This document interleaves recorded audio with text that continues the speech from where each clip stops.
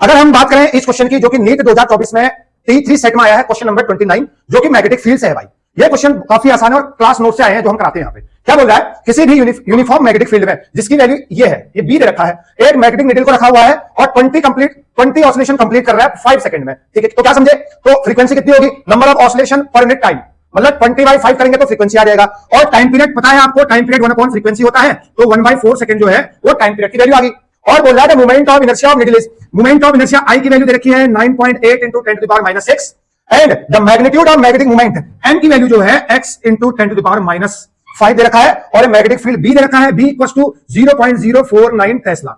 ये सारा डेटा आपने लिख लिया। क्या पूछ रहा है, find the value of x।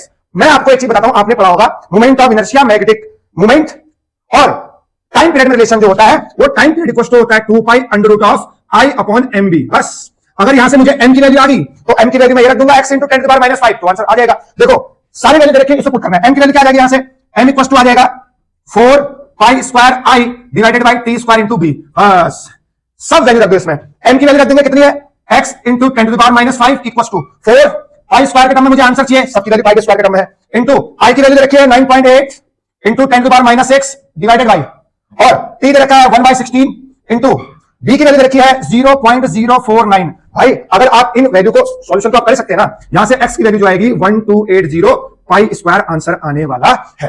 देखो आंसर कौन सा, सेकंड, तो किसी से सेकंड क्या है कमेंट करके बता दो। तो ऐसे क्वेश्चन जो है आपके पेपर में पूछे जा रहे हैं। देखो आपको रिलेशन पता करना था, नहीं असाइनमेंट को किसी में चेंज करना है, सारे असाइनमेंट में दे रखे हैं, आंसर आ गया भैया।